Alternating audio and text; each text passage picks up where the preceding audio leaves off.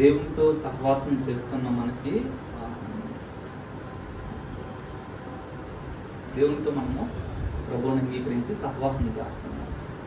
చాలాసార్లు దేవునితో పెద్ద సమస్యలా కనిపిస్తుంది. ముందుకు వెళ్ళలేము, వెనక్కి రాలేము, ఏంటి బాబు ఇలాగా ఉంది పరిస్థితి అనుకుంటాము. అయితే క్రైస్తవ జీవితం అన్నది ఏదో సాఫీగా వెళ్ళిపోయడానికి కాదు, కానీ నిన్నము పరలోకం వెళ్ళిపోతాము, సీట్ కన్ఫర్మ్ అయిపోయింది కాబట్టి సాఫీగా ఎట్లాగైనా బ్రతికేయచ్చు, ఇంకా జీవితం సుఖంగా వెళ్ళిపోద్ది అనుకోవడానికి లేనేళ్ళు. దేవునితో నడుస్తున్న మనము, లేదంటే దేవుని యొక్క సహవాసంలో ఉంటున్న మనము చాలాసార్లు దేవుని చేత పరీక్షించబడుతూ ఉంటాం. ఎందుకంటే అందరూ అంటారు హల్లెలూయా అని, అందరూ అంటారు మేము దేవుని ప్రేమిస్తున్నామని, అందరూ మేము దేవునికి ఇస్తున్నాం అంటారు. అయితే ఎవరు ఒరిజినల్ ఎవరు డూప్లికేట్ అనేది తెలియదు.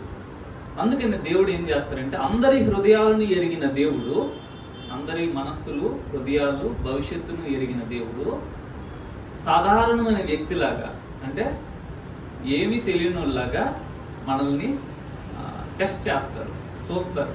ఈ వ్యక్తి ఎలాంటి వాడు అనేది చూస్తారు. దేవుడు మనతో వ్యవహరించేటప్పుడు ఎట్లా ఉంటుందంటే, అన్నీ తెలిసిన సర్వశక్తులైన దేవుడిలా కాదు, కేవలం నీలా నాలా ఒక వ్యక్తిలాగా వ్యవహరిస్తారు.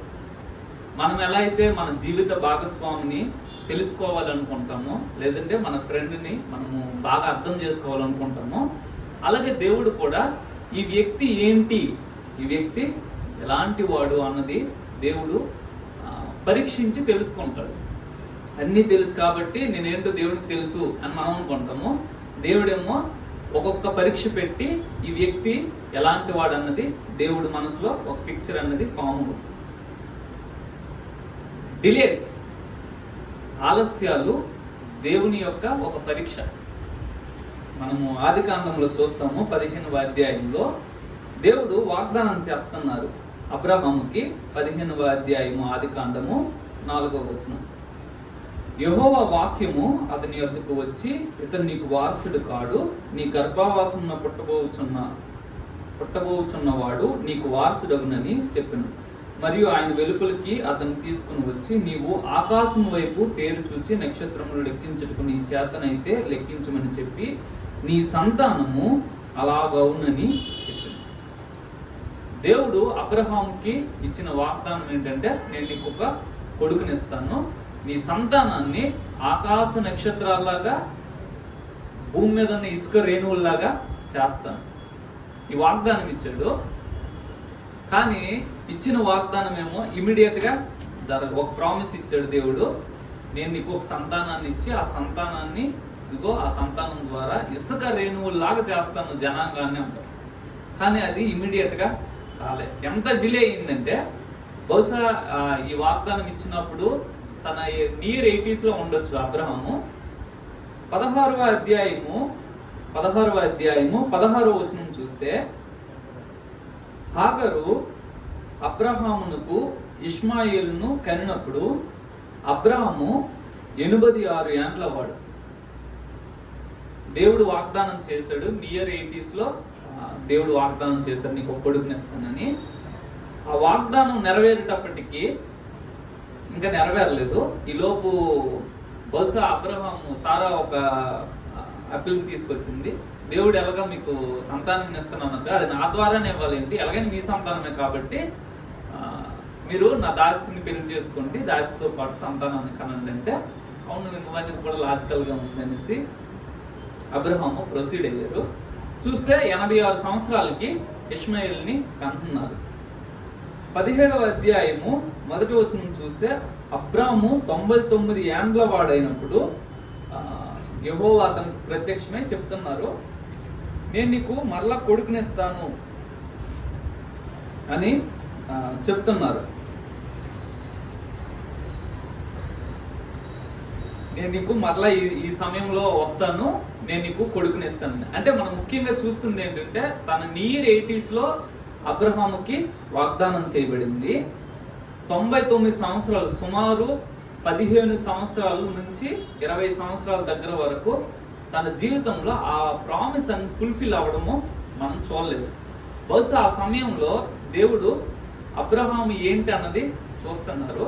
అబ్రహాము ఒక నిర్ణయం తీసుకున్నారు, ఆల్టర్నేటివ్ వే. ఈ ప్లాన్ వర్కౌట్ అవ్వలేదు కాబట్టి వేరొక మార్గాన్ని చూశారు. ఆ మార్గం ఏమో దేవుని దృష్టిలో ఆమోదయోగ్యం కాదు. అందుకని అబ్రహాం అంటున్నారు 17వ అధ్యాయము 18వ వచనము, అబ్రాము ఇస్మాయేలు నీ సన్నిధిని బ్రతుకును అనుగ్రహించమని దేవునితో చెప్పగా, దేవుడు నీ భార్య అయిన సారా నిశ్చయముగా నీకు కుమారుని కన్ను, నీవు అతనికి ఇస్సాకు అని పేరు పెట్టుదువు. అతని తరువాత అతని సంతానము కొరకు నిత్య నిబంధనగా నా నిబంధనను అతనితో స్థిరపరచదు. అబ్రహాము మనసులో ఏముందంటే, ఇంక నేను ఈ ముసలితనంలో నేను ఇంకెక్కడ పిల్లోడిని కంటాను, ఆల్రెడీ ఉన్నాడు కదా పిల్లోడు, ఈ పిల్లోడిని నీ సన్నిధిలో బ్రతకనివ్వండి. కానీ దేవుడు ఏమంటున్నారంటే, లేదు లేదు, నీ గర్భవాసాన్ని పుట్టబోతున్నాడు, సారాయి కంటది, ఆ కుమారుడు నీకు వారసుడు, అతనితో నా నిబంధనను నేను స్థిరపరుస్తాను. మన జీవితంలో డిలే అవుతున్న కాలం ఏదైనా ఒక వాగ్దానం కానీ, లేదంటే మనం ఎదురు చూస్తున్న విషయం కానీ చాలా డిలే అవుతుందంటే, మనం ఒక విషయాన్ని జ్ఞాపకం చేసుకోవాలి, ఏంటంటే నేను పరీక్షించబడుతున్నాను. ఈ డిలే సమయంలో హౌ ఐఎమ్ యాక్టింగ్, నేను ఏ విధంగా వ్యవహరిస్తున్నాను అన్నది దేవుడు చూస్తున్నాడు. మనము సౌలు గురించి చూస్తాము. మొదటి సమూయేలు గ్రంథము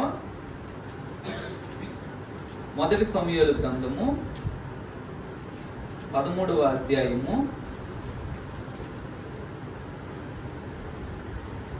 18వ వచనంలో 8 సమూయేలు చెప్పినట్టు అతడు 7 దినములు ఆగి సమూయేలు గిల్గానుకు రాకపోవటియు జనులు తన యొద్ద నుండి చెదరిపోవటియు చూచి, దహన బలులను సమాధాన బలులను నా యొద్దకు తీసుకొని రమ్మని చెప్పి దహన బలి అర్పించను.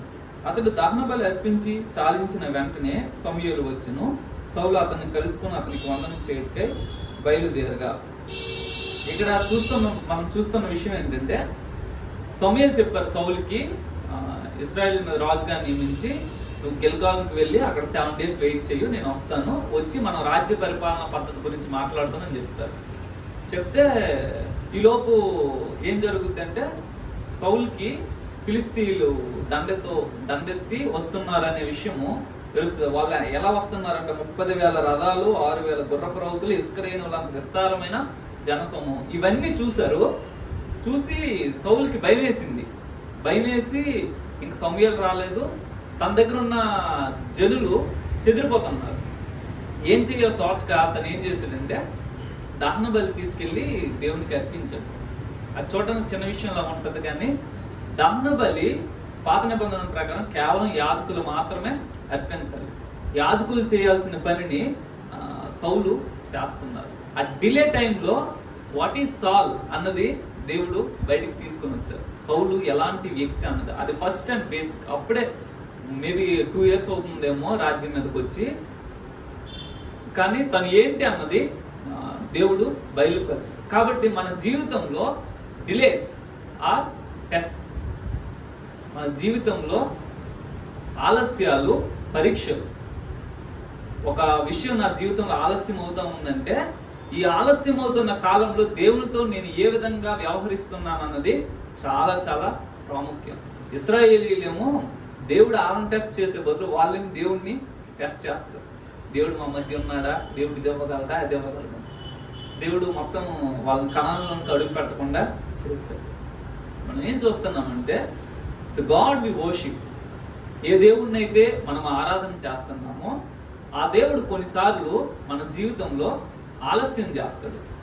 ఆలస్యం చేసినప్పుడు మనం ఏ విధంగా వ్యవహరిస్తున్నాము, ఒక దాన్ని మన చేతికి ఇవ్వకుండా ఆయన పట్టుకొని, సరే చూద్దాము ఈ వ్యక్తి ఎలా వ్యవహరిస్తున్నాడు అనే విషయాన్ని చూస్తారు. దానిని బట్టి వాట్ వి ఆర్, చాలాసార్లు ఏమనుకోండి నేనేంటో నాకు తెలుసు కదా అంటాం, కానీ దట్ ఈస్ నాట్ ట్రూ. మనం ఏంటో మనకు సరిగ్గా తెలియదు. మనం ఏంటో మనకి ఎప్పుడు తెలుస్తుంది అంటే, ఎప్పుడు దేవుడు పరీక్షిస్తాడో అప్పుడు ఏమంటారు, వాస్తవమైన మన వ్యక్తిత్వం అనేది బయటకు వస్తుంది. అప్పటిదాకా ఉన్నది ఏంటంటే మిగతా సమాజం నుంచి, లేదంటే మన కుటుంబం నుంచి మనం వేసుకున్న ముసుగు. ఎప్పుడైతే దేవుడు పరీక్షిస్తాడో ఒరిజినాలిటీ అనేది బయటకు వస్తుంది. ఆలస్యాలు దేవుని యొక్క పరీక్షలో ఒక భాగం. కాబట్టి నా జీవితంలో ఏదైనా ఆలస్యం అవుతుంది అని అంటే నేను పరీక్షించబడుతున్నాను. ఈ పరీక్షలో ఈ డిలేస్లో చాలా డిలే అవుతుంది, చాలా ఇయర్స్ వేస్ట్ అయిపోతున్నాయి ప్రభా, కానీ నేను నీ కొరకు ఎదురు చూస్తానని ఉండగలిగిన వాళ్ళు ఆ పరీక్షలో నెగ్గగలుగుతారు. లేదంటే ఏదో ఒక రాంగ్ డెసిషన్ చేసి డిజాస్టర్స్ చూస్తారు. ఆదికాండము 22వ అధ్యాయము 2వ వచనంలో మనము ఇంకొక పరీక్షను చూస్తాం. ఆదికాండము 22వ అధ్యాయము 1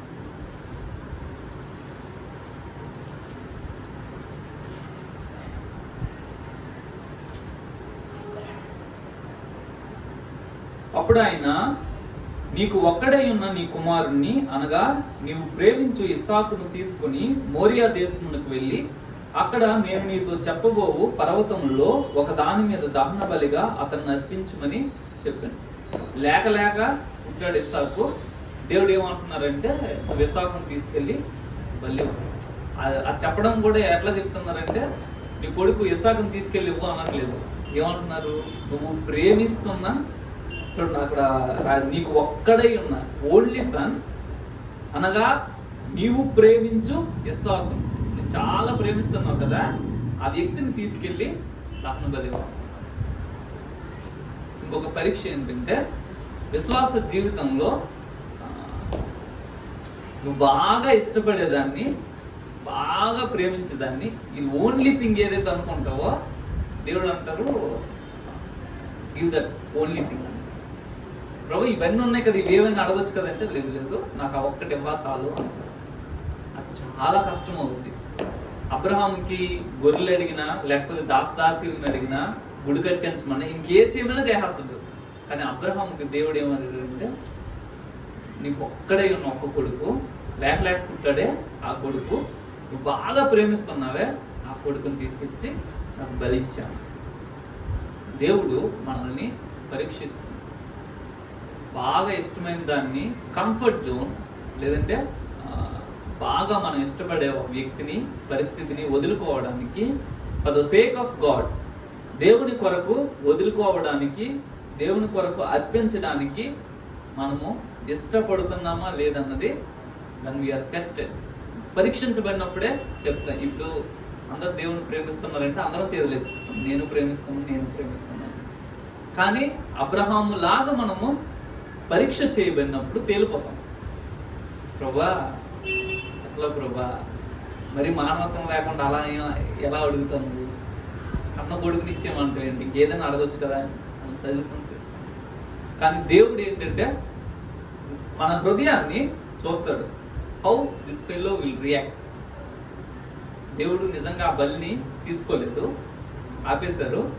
కానీ అబ్రహాము యొక్క హృదయాన్ని, వాట్ ఈస్ అబ్రహాం అన్నది దేవుడు తెలుసుకున్నారు. కాబట్టి దేవుడు పరీక్షించి తెలుసుకుంటారు. నువ్వు బాగా ప్రేమించేదాన్ని, నీకు బాగా ఇష్టమైన దాన్ని, ఒకవేళ ఎవరైనా యూట్యూబ్ ఎడిక్ట్స్ ఉంటే దేవుడు కానీ వచ్చి ఒక నెల రోజులు నువ్వు యూట్యూబ్ చూడకుండా ఉన్నామా అన్నారనుకుంది, ఒక్క సమస్య. ప్రభు ఇంకేదైనా చెప్పు ప్రభా, ఇది ఎట్లా, ఇది ఒక్కటే ఉంది, ఇంకేది నాకు బ్యాడ్ హ్యాబిట్స్ ఏం లేవు, అది టైం పాస్కే చూస్తున్నాను, ఇంకేం లేదు ప్రభా అంటాం. కానీ ఇఫ్ గాడ్ ఆస్క్స్, అది మనకు తెలియదు, కానీ మన ఇష్టం అంతా దాని మీద ఉండిపోతుంది, మన ప్రేమ అంతా దాని మీద ఉండిపోతుంది. దేవుడు అడిగినప్పుడు అప్పుడు ఒరిజినాలిటీ అన్నది బయటకు వస్తుంది. సరే దేవుడు అడుగుతాను, మేము నెల రోజులే కదా వదిలేస్తా అంటాము, లేదంటే ఎందుకు ప్రభు ఇంకేదైనా ఆల్టర్నేటివ్ ఏదైనా అడుగు, ట్రై చేస్తూ ఉంటాము. That is in our hand. That is very small thing. కానీ అబ్రహాంకి ఏంటంటే తన ద్వారానే సంతానం రావాలి, తన ద్వారానే దేవుని వాగ్దానం నెరవేరాలి. అటువంటి వ్యక్తిని దేవుడు వెల్లడుగుతున్నారు. The only hope for Abraham is Isaac. దేవుడు ఏమంటున్నారంటే ఆ ఓన్లీ హోప్ని నాకు ఇచ్చే, నాకు ఇవ్వగలవా అని అడుగుతారు. అబ్రహాం చేయగలిగారు, విశ్వాసులకు తండ్రి అయ్యారు. అబ్రహాముకి దేవుడు ఇచ్చిన వాగ్దానము నెరవేర్చాడు దేవుడు.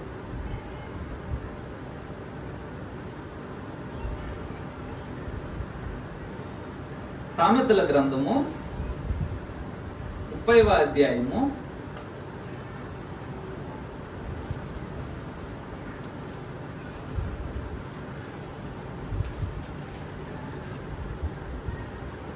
8-9 వచనాలు ఒకసారి మనం చదువుదాము.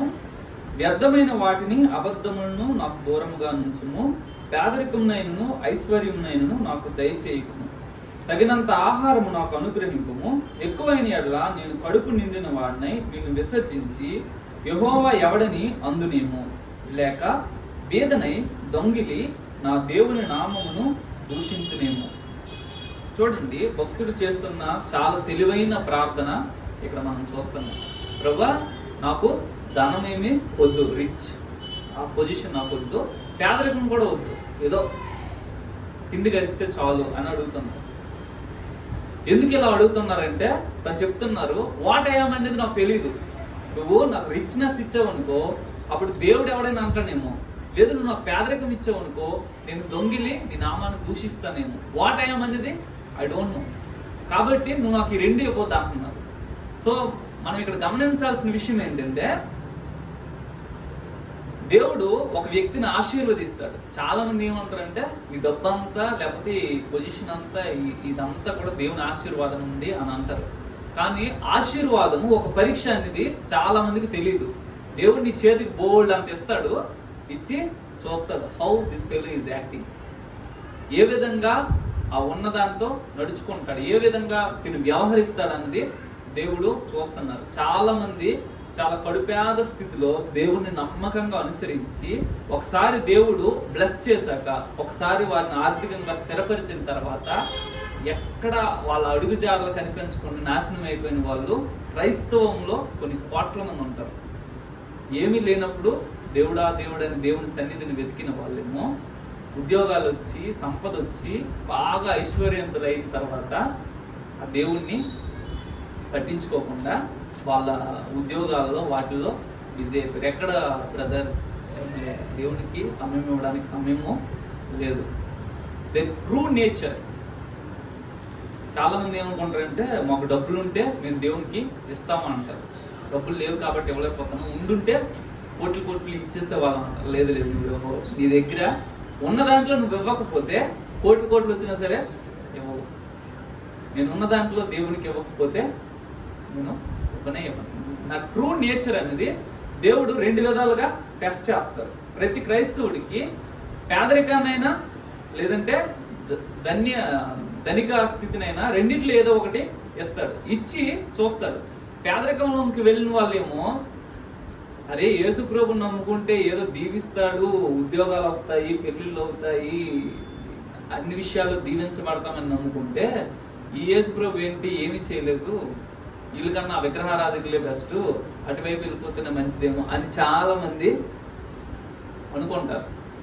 వాళ్ళు ఏంటంటే గోడ మీద పిల్లలు లాంటి వాళ్ళు, ఎటువైపు ఆశీర్వాదాలు బ్లెస్సింగ్స్ దొరుకుతాయో అటువైపు జంప్ అయిపోతారు. దేవుడు అందుకే చాలా తెలివిగా ఏం చేస్తున్నారంటే పరీక్షిస్తున్నారు. ఈ వ్యక్తి how he's going to act.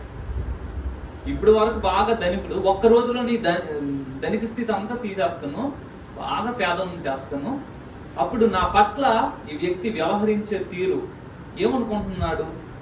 ఇంకా విశ్వాసాన్ని పట్టుకొని ఉంటాడా, లేదంటే నా మీద నిందలేసి నన్ను వదిలేసి వెళ్ళిపోతాడా?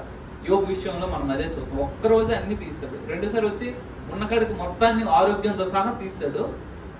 టెస్ట్ చేస్తున్నారు యోగుని, యోగు ఏ విధంగా తను రియాక్ట్ అవుతారని. అని యోగు నిలబడ్డారు ఆ పరీక్షలో. దేవుడు మరలా తిరిగి ఆశీర్వాదాన్ని ఇచ్చారు. కాబట్టి మనల్ని మనం పరీక్ష చేసుకోవాలి. ఒకప్పుడు నేను ఏ స్థితిలో ఉన్నాను, ఇప్పుడు ఏ స్థితిలో ఉన్నాను, అది ఏదైనా అవ్వచ్చు. పేదరికంలో ఉండి ధనిక స్థితి అయినా సరే, లేదు ధనిక స్థితి ఉండి ఇప్పుడు కొంచెం క్రిటికల్ పొజిషన్ అయినా ఉండి ఉండొచ్చు. ఈ రెండింటిలో నేను ఉన్న పొజిషన్లో ఇప్పుడు నేను దేవునితో ఏ విధంగా ప్రవర్తిస్తున్నాను, ఈ పరిస్థితి ఆర్థిక ఇబ్బందులన్నింటిలో లేదా ఆర్థిక ఆశీర్వాదాలన్నింటిలో దేవునితో నేను వ్యవహరించే విధానము ఎలా ఉంది అన్నది మనం పరీక్ష చేసుకోవాలి. అదే మన ఒరిజినాలిటీ. మిగతాదంతా జస్ట్ మాస్క్ అంతే. ఇంకొక విషయాన్ని మనము చూద్దాము. దానియేలు గ్రంథము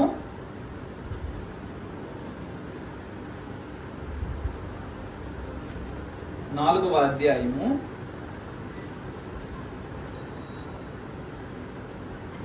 30వ వచనం. రాజు బబులోనును ఈ మహా విశాల పట్టణము నా బలాధికారమును నా ప్రభావ ఘనతను కనపరచుటకై నా రాజధాని నగరముగా నేను కట్టించినది కాదా అని తనలో తాను అనుకుని. రాజు నోట ఈ మాట ఉండగా ఆకాశం నుండి ఒక శబ్దం వచ్చింది. ఏదనగా, రాజుకు నెబుకద్నెజరు, ఇదే నీకు ప్రకటన, నీ రాజ్యము నీ యొద్ద నుండి తొలగిపోయింది. తమ యొద్ద నుండి మనుషులు నిన్ను తరిమెదరు. నీవు అడవి జంతువుల మధ్య నివాసము చేయుచు పశువులే గడ్డి మేసలు. సర్వోన్నతుడకు దేవుడు మానవుల రాజ్యము పైన అధికారి అయ్యుండి తానెవనికి దానిని అనుగ్రహింపనిశ్చయించునో వానికి అనుగ్రహించునని నీవు తెలుసుకునే వరకు 7 కాలములు నీకు ఎలాగో జరుగునని చెప్పాను. ఇంకొక పరీక్ష మనం ఇక్కడ చూస్తున్నాం. ఏంటంటే, బబులోను మహా సామ్రాజ్యానికి రాజుగా, చక్రవర్తిగా దేవుడు నెబుకద్నెజర్ని హెచ్చించారు. సకల ప్రపంచంలో ఉన్న చాలా దేశాలు ఆ రాజ్యం క్రిందకి వచ్చి, ఆయన ప్రభుత్వం క్రిందకి వచ్చాయి. ఆయన చూసిన సక్సెస్ని బట్టి, లేదంటే ఆయనకున్న ఆ యొక్క ఉన్నతమైన స్థితిని బట్టి చూసి అనుకున్నారు, ఇదంతా చేసింది మనమే కదా అనుకున్నారు. ఈ పొజిషన్ అంతా నేనే కదా, ఇది నా బలము, ఇది నా పరాక్రమానికి గుర్తు కాదా అని అనుకున్నారు. దేవుడు అంటున్నారు, ఇచ్చింది నేను ఇచ్చాను, ఈ పొజిషన్ నీకు ఇచ్చింది నేను ఇచ్చాను, కానీ నువ్వేమనుకుంటున్నావంటే నీ బలము, నీ పరాక్రమము ఇదంతా చేసిందని అనుకుంటున్నావు, కాబట్టి నీ దగ్గర నుంచి నీ రాజ్యము వెళ్ళిపోతుంది, తీసివేయబడింది అని చెప్తున్నారు. 7 కాలాలు మనుషుల దగ్గర నుంచి నువ్వు వెళ్ళిపోతావు, మృగం అవుతావు, గడ్డి తింటావు అని చెప్తున్నారు. క్రైస్తవుడికి ఉండే మరొక పరీక్ష ఏంటంటే, దేవుడు అన్ని విషయాల్లో సక్సెస్ ఇచ్చినప్పుడు, ఉన్నతంగా, నాట్ ఓన్లీ ఇన్ ఫైనాన్స్, అన్ని విషయాల్లో సక్సెస్ అయినప్పుడు అప్పుడు ఒరిజినాలిటీ అనేది బయటకు వస్తుంది. గర్వము ఎక్కడైనా ఏ డోర్ గుండా అయినా సరే నా హృదయంలో ప్రవేశిస్తుందా అనేది కాచుకొని ఉంటే కానీ, లేకపోతే ఈజీగా ఏంటంటే ఇదంతా నా టాలెంట్, మంచి ఉద్యోగం వచ్చింది, నాలో మొదట ఆలోచన ఉండకపోవచ్చు, నలుగురు వచ్చి స్టీఫెన్ నువ్వు ఎంత కష్టపడకపోతే నీకు ఆ ఉద్యోగం వస్తుంది, ఎంత తెలివైనడు కాకపోతే ఆ ఉద్యోగం వస్తుంది అని 4 మాటలంటే నేను అనుకుంటా, అవును కదా దేవుడు కృప ఉంది, కానీ ఖచ్చితంగా నేను కూడా కష్టపడి ఉంటాను, నా దగ్గర ఎంత జ్ఞానం లేకపోతే మరి ఎంతమందిని కాదని నాకు వచ్చింది అని అనుకుంటాం. That is the beginning. అంటే దేవుడు కొట్టేస్తాడు. క్రైస్తవులకి ఆశీర్వాదాలు ఇచ్చి దేవుడు పరీక్ష చేస్తాడు. ఆశీర్వాదాలు కేవలం ఆశీర్వాదం కాదు, అది నీ ఆత్మకు దేవుడు పెడుతున్న పరీక్ష. నువ్వు ఎలా వ్యవహరిస్తున్నావో దానిని బట్టే నిన్ను ఉంచాలా, తెగ నరకాలన్నది నిర్ణయించబడదు. ఇంకొక విషయాన్ని మనం గమనిద్దాము. కీర్తనల గ్రంథము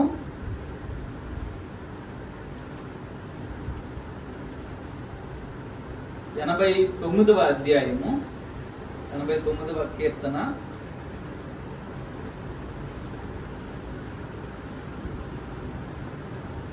46వ వచనం.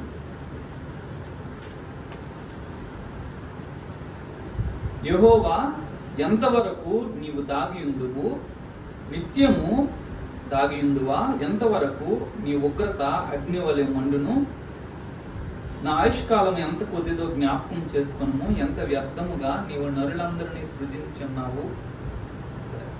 46వ వచనంలో మొదటి భాగం మాత్రం మనకి చాలు. అక్కడ దేవుడు చెప్తున్న, ఈ లేఖనం చెప్తున్న విషయం ఏంటంటే, కీర్తనాకారుడు దేవునితో అంటున్నారు, నువ్వు ఎంతవరకు దాక్కుని ఉంటావు. దేవుడు పరీక్షించే ఒక విధానం ఏంటంటే, ఈ రోజు వరకు మనము విశ్వాసంతో చూస్తున్న దేవుడేమో విశ్వాసంతో ఆయన కనిపించడు. కొన్నిసార్లు ఉన్నాడు అని నేను నమ్ముతున్నాను, దేవుడు ఉన్నాడు అనుకుని వెళ్తున్నాను, కానీ ఒకసారి నా మనసులో అనిపిస్తుంది, ఏమనిపిస్తుంది అంటే దేవుడు లేడేమో, దేవుడు దాక్కున్నాడు, తన ఫేస్ని తను హైడ్ చేసుకున్నాడు. ఎవరో ఒక భక్తుడు అంటారు, the darkest night of the soul అని, చీకటి గల రాత్రి అని అంటారు. దేవుడు తనను తాను మరుగుపరుచుకున్నట్టుగా కనిపిస్తారు. దేవుని ముఖ ప్రకాశము భక్తుడు, విశ్వాసి చూడకపోయేటప్పటికి ఏమనుకుంటాడంటే, దేవుడు ఆబ్సెంట్ అయిపోయింది నా జీవితంలో, ఇప్పటి వరకు ఉన్నాడు కానీ ఇప్పుడు ఉన్నాడో లేడో ఐఎమ్ డౌట్ఫుల్. చాలా మంది విశ్వాసము ఇక్కడ ఉండిపోయింది. వచ్చేసారు, యేసుప్రభుని నమ్మారు, చాలా దూరం 20-30 సంవత్సరాలు ప్రయాణం చేశారు. ఇప్పుడు జీవితంలో ఒక పరిస్థితిలోకి వచ్చేసరికి అయ్యా దేవుడు నీకు ఇదివరకట్లాగే తోడుగా ఉన్నాడంటే డౌట్. బయటికి చెప్పరు, కానీ వాళ్ళ హృదయాల్లో ఉన్న డౌట్ ఏంటంటే అవును ఇంతవరకు అయితే ఉన్నాడు, కానీ ఈ పరిస్థితులు ఏమో నాకే తెలియదు. ఉన్నాడని అనుకుంటున్నాను, కానీ నా హృదయంలో ఆ నిశ్చయత అన్నది లేదు. దేవుడు దాక్కున్నాడు, ఎందుకో మరి. నేను ఏదైనా తప్పు చేశానా, లేదంటే నన్ను పరీక్షిస్తున్నాడో తెలియదు, కానీ దేవుడు తన ముఖాన్ని మరుగుపరుచుకున్నాడు. ఇదివరకట్లాగా ఆయన సన్నిధిని నేను అనుభవించలేకపోతున్నాను, ఇదివరకట్లాగా ఆయన సహవాసాన్ని నేను అనుభవించాను. నా జీవితంలో ఒక డ్రైనెస్ ఉంది, ఈ ఫేజ్ గుండా నేను వెళ్తున్నాను. ఏంటో మరి ఏం తప్పు చేశాను అనేది తెలియదు, కానీ అదేంటంటే పీరియడ్ ఆఫ్ టెస్ట్. దేవుడు పరీక్షిస్తున్నాడు. ఇదివరకట్లాగా నా సన్నిధి నీకు దొరకదు, అప్పుడు నువ్వు ఎలా వ్యవహరిస్తావు నేను చూస్తాను. నువ్వు నా పట్ల వ్యవహరించే విధానం, ఏ విధంగా ప్రవర్తిస్తావో నేను చూస్తాను. ఇంకా దేవుడు అనుకొని ఉంటావా? ఇదేంటి ఇంతకాలం అనిపించి నీ సన్నిధి కేవలం నా ఇమాజినేషన్ అనుకుని పక్కన పెట్టేస్తావా? అది దేవుడు చూస్తారు. చివరగా 88వ కీర్తన 14వ వచనంలో ఇలాంటి ఒక అనుభవమే మనం చూస్తాము.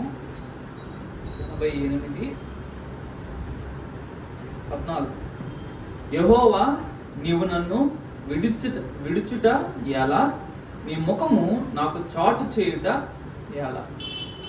కన్ఫర్మ్ అయిపోయాడు కీర్తనకారుడు ఏంటంటే దేవుడు నన్ను వదిలేశాడని నిశ్చయించుకుని అంటున్నాడు. నువ్వెందుకు నన్ను వదిలేసావు? నువ్వెందుకు నీ ముఖాన్ని చాటు చేసుకుంటున్నావు?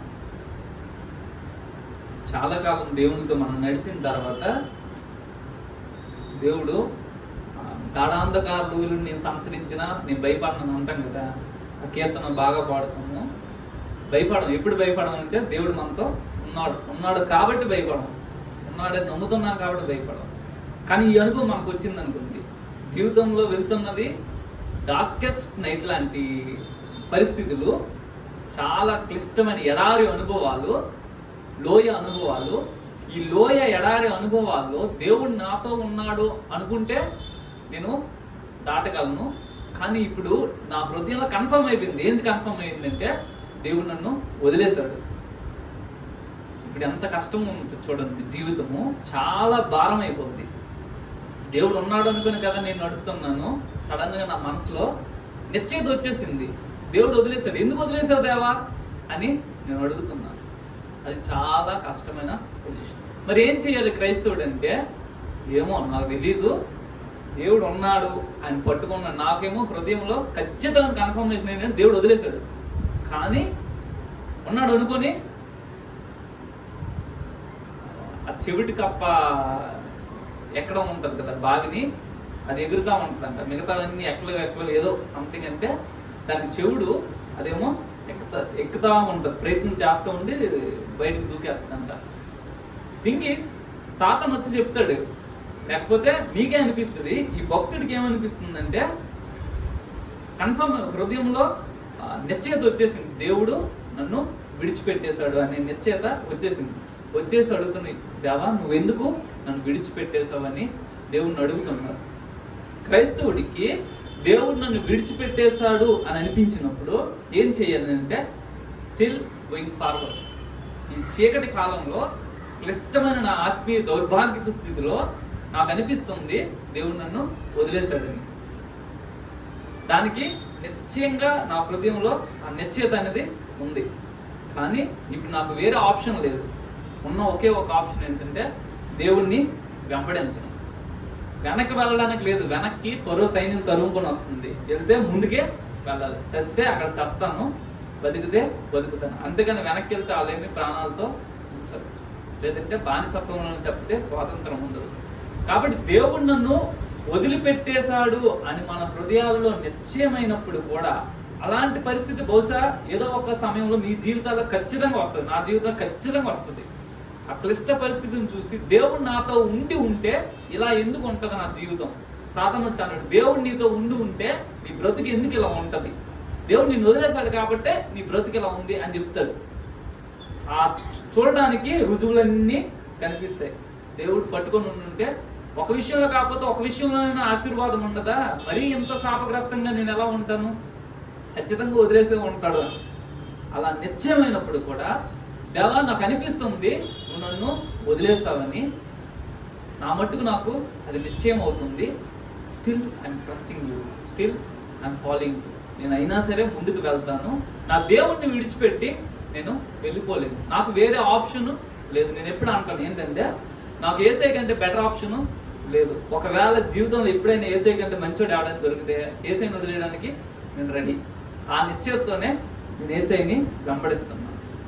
ఏసై నన్ను వదిలేశాడని నాకు అనిపించినా సరే స్టిల్ తీసుకెళ్ళి నిన్ను వధ చేస్తాడు, దేవుడు నిన్ను బలి ఇచ్చేస్తాడు అని అన్నా సరే ఆ కాపరినే గొర్రె నమ్ముద్ది.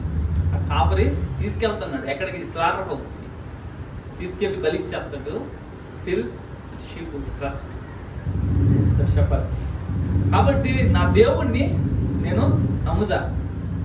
ఆయన నన్ను బలిచ్చేస్తాడో ఏం చేస్తాడో ఆయన చేతులకు అప్పగించుకొని నాకు అనిపిస్తుంది స్టిల్ ఐ విల్ ఫాలో. నా మంచి దేవుణ్ణి, నా నమ్మకమైన కాపరిని నేను వెంబడిస్తాను, నేను అనుసరిస్తాను, అది ఏదైనా సరే.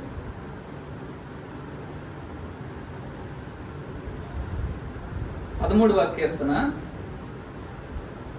1వ వచనంలో కూడా ఇలాంటి ఒక అనుభవమే కీర్తనకారుడు చెప్తున్నారు. 13వ కీర్తన 1వ వచనం. ఇది ఎవరు చెప్తున్నారంటే దావీదు చెప్తున్నారు. యెహోవా ఎన్నాళ్ళ వరకు నన్ను మరిచిపోదువు, నిత్యము మరిచెదవా, నాకెంతకాలము విముఖుడవై ఉందువు, ఎంతవరకు నా మనసులో నేను చింతపడదును, ఎంతవరకు నా హృదయంలో పగలంతయు దుఃఖాక్రాంతుడినై ఉందని, ఎంతవరకు నా శత్రువు నా మీద నన్ను హెచ్చించుకున్నాను. Lord how long. తన ఆవేదన ఏంటంటే ఎంతవరకు ప్రభా, ఎంతవరకు నువ్వు నన్ను మర్చిపోతావు, ఎన్ని నాళ్ళ వరకు నువ్వు నన్ను మర్చిపోతావు. దావీదుకి ఏం అర్థం ఏంటంటే దేవుడు నన్ను మర్చిపోయాడు. ఇంతమంది ఉన్నారు కదా, బహుశా ఇంతమందిలో నేను ఉన్నాను, నన్ను దేవుడు మర్చిపోయి ఉండొచ్చు అని అనుకొని దేవునితో నడిచిన భక్తుడు అంటున్న మాట ఏంటంటే, దేవా ఎన్నాళ్ళ వరకు నన్ను మర్చిపోతావు, ఇన్ని రోజుల వరకు, ఎంతకాలం నాకు విముఖంగా ఉంటావు. భక్తులకి ఈ అనుభవాలు ఎదురయ్యాయంటే సామాన్యులకి, లేదంటే ఇప్పుడే యేసు ప్రభుతో సహవాసం చేస్తున్న వాళ్ళకి ఈ మాటలు అనకుండా ఉంటారా? ఖచ్చితంగా అంటారు. దావీదు లాంటి మహాభక్తుడే, దేవుని హృదయానుసారుడే ఒకానొక సంఘటనలో ఏమంటున్నారంటే, ఎవరు నన్ను మర్చిపోయేవేమో, నన్ను మర్చిపోయి ఎన్ని సంవత్సరాలుగా మర్చిపోతావు, జ్ఞాపకం చేసుకోవాలి నన్ను అని అడుగుతున్నారు. ఈ అనుభవాలు ఏవైతే ఉన్నాయో ఈ అనుభవాలన్నీ అందరికీ ఖచ్చితంగా ఏదో ఒక జీవితంలో ఏదో ఒక ఘట్టంలో ఎదురవుతూనే ఉంటాయి. ఆ ఘట్టంలో ఎదురవుతున్నప్పుడు నేను చెప్పాల్సిన విషయం ఏంటంటే, చెప్పాల్సిన మాట ఏంటంటే, నేను పరీక్షించబడుతున్నా. నాకు ఇప్పుడు ఏమనిపిస్తుంది, దేవుడు నన్ను మర్చిపోయాడు అనిపిస్తుంది. నాకు ఇప్పుడు ఏమనిపిస్తుంది, దేవుడు నన్ను విడిచిపెట్టాడు అనిపిస్తుంది. నాకు ఇప్పుడు ఏమనిపిస్తుంది, దేవుడు తన ముఖాన్ని దాచుకున్నాడు అనిపిస్తుంది. కానీ నేను ఇప్పుడు అనుకుంటున్నాను, దేవుడు నన్ను పరీక్షిస్తున్నాడు అనుకుంటున్నాను. నిజంగా ఆయన దాచుకుని ఉండొచ్చు, నిజంగా ఆయన విడిచిపెట్టి ఉండొచ్చు, కానీ నేనేమనుకుంటున్నానంటే దేవుడు నన్ను పరీక్షిస్తున్నాడు. ఆ నమ్మకమైన కాపరిని నేను నమ్ముతున్నాను. ఆయన ఏం చేస్తాడో నేను చేతుల్లో ఆయన ఇష్టం, కానీ నేను నమ్ముతున్నాను. చూడండి, దేవునితో సహవాసము లేదంటే సంసారము అంత సులువుగా ఏమీ ఉండదు. ఒకవేళ ఇవేమీ లేవు బ్రదర్, మా జీవితం సాఫీగా వెళ్ళిపోతుందంటే there is something wrong with us, మనతో ఏదో తేడా ఉంది. అందుకని దేవుడు మనల్ని టెస్ట్ కూడా చేయట్లేదు. ఇప్పుడు ఎప్పుడు టెస్ట్ చేస్తాము, గోల్డ్ రోల్డ్ గోల్డ్ ఉందనుకోండి, ఎప్పుడు టెస్ట్ చేస్తాం, అది గోల్డ్ అనిపించినప్పుడు టెస్ట్ చేస్తాం. మామూలుగా ఏదో రాగి వస్తువుని తీసుకొచ్చి ఇది గోల్డ్ అని టెస్ట్ చేస్తున్నా చెయ్యి. బహుశా దేవుడు అసలు ఇవేవి నాకు అనిపించట్లేదు, నాకు రావట్లేదు అని అంటే ఇంకొక విషయం ఏంటంటే, ఇప్పుడున్న దానికంటే కాంట్రాస్ట్గా ఏంటంటే, అసలు దేవుడు నిన్ను పరీక్షించడానికి యోగ్యమైన వ్యక్తిగానే పరిగణించట్లేదు. అలా పరిగణించట్లేదు కాబట్టే నేను కనీసం ఈ అనుభవాలు ఏ అనుభవంలోనూ కూడా నిన్ను తీసుకురా. ఒకవేళ ఈ అనుభవాలు ఏవైనా మీ జీవితంలో ఎదురై ఉంటే, మన జీవితాల్లో ఎదురై ఉంటే ఖచ్చితంగా మనం అనుకోవాలి ఏంటంటే దేవుడు నన్ను పరీక్షిస్తున్నాడు.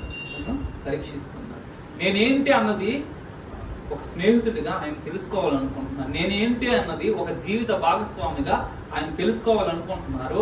అందుకని ఈ వివిధమైన స్థాయిల్లో నన్ను దేవుడు పరీక్షిస్తూ వాట్ ఐ యామ్ అన్నది both to me and to him ఆయన చూపెడుతున్నారు. స్టీవ్, నువ్వు అనుకుంటున్నావు కదా నువ్వు ఇదని, చూడు ఈ పరీక్షలో యాక్చువల్ రిజల్ట్స్, నీ ఊహేమో ఇలా ఉంది కానీ వాస్తవికమైన ఆ రిజల్ట్స్ అనే ఫలితాలు అనేవి ఇలా ఉన్నాయి. ఎగ్జిట్ పోల్స్కి వచ్చిన ఎలక్షన్ రిజల్ట్స్ లా ఉంటాయి. వాళ్ళు 400 అన్నారు, వచ్చిందేమో 240. అంటే మన దృష్టిలో మనము అది నేను చాలా అయోగ్యుని అంటాం. ఏం అయోగ్యుడివి, ఎంత అయోగ్యుడివి అది మనకు తెలియదు.